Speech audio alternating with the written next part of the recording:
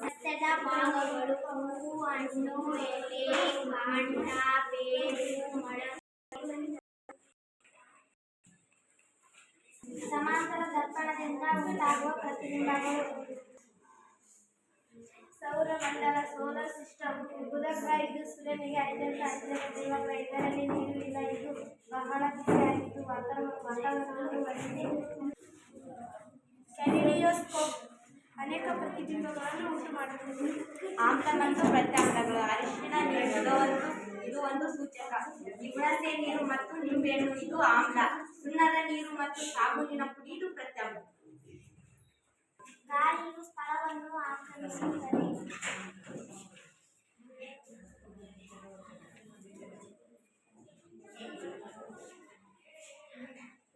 ಗಾಳಿ ಹೊರ ಬಂದಂತೆ ನೀರು ಹೊರ ಹೋಗುತ್ತದೆ.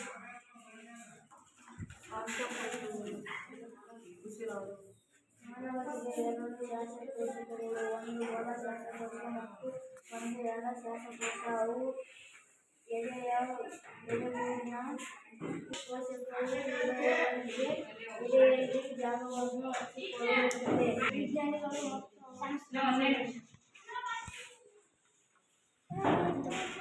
ಸಂಸ್ಕೃತಿ.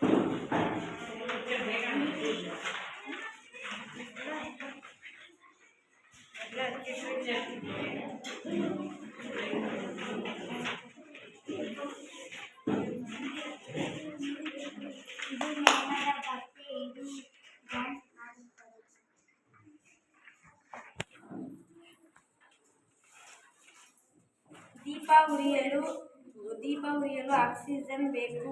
ಆಕ್ಸಿಜನ್ ಪ್ರಮಾಣ ಕಡಿಮೆ ಆದಾಗ ದೀಪವು ಉರಿಯುವುದಿಲ್ಲ.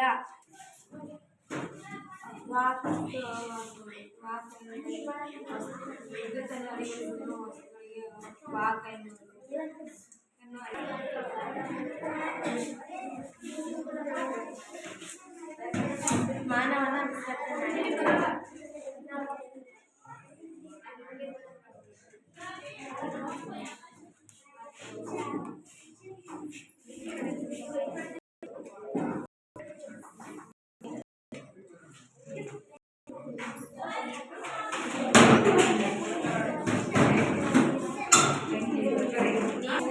ಸಾಕು ಇದು. ವಿಧಿ ಸಂಶ್ಲೇಷಣೆ ಹೇಳುತ್ತೇನೆ. ಸೂರ್ಯನ ಸುತ್ತ ಭೂಮಿ ತಿರುಗಲು 1 ವರ್ಷ ಬೇಕು. ಆದರೆ ಭೂಮಿ ತನ್ನ ಅಕ್ಷದ ಮೇಲೆ ತಿರುಗಲು 1 ದಿನ ಬೇಕು. ಸೂರ್ಯನ ಕಡೆ ಮುಖ ಮಾಡಿದ ಭೂಭಾಗ ಹಗಲು, ಹಿಂದಿನ ಭಾಗ ರಾತ್ರಿ ಆಗುತ್ತದೆ. ಈ ರೀತಿ ಹಗಲು ರಾತ್ರಿ ಉಂಟಾಗುತ್ತದೆ. ದ್ಯುತಿ ಸಂಶ್ಲೇಷಣೆ ಎಂದರೆ ವಿಧಿ ಎಂದರೆ ಬೆಳಕು, ಸಂಶ್ಲೇಷಣೆ ಎಂದರೆ ತಯಾರಿಸುವುದು. ಬೆಳಗಿನ ಸಮಯದಲ್ಲಿ ಸಸ್ಯ ಹೇಗೆ ಉಂಟಾಗುತ್ತದೆ ಎಂದರೆ ಆಕ್ಸಿಜನ್ ಅನ್ನು ಹೊರಬಿಟ್ಟು ಕಾರ್ಬನ್ ಡೈಆಕ್ಸೈಡ್ ಅನ್ನು ಒಳ ತೆಗೆದುಕೊಳ್ಳುತ್ತದೆ. ರಾತ್ರಿಯ ಸಮಯದಲ್ಲಿ ಕಾರ್ಬನ್ ಡೈಆಕ್ಸೈಡ್ ಅನ್ನು ಹೊರಬಿಟ್ಟು ಆಕ್ಸಿಜನ್ ಅನ್ನು ಒಳ ತೆಗೆದುಕೊಳ್ಳುತ್ತದೆ.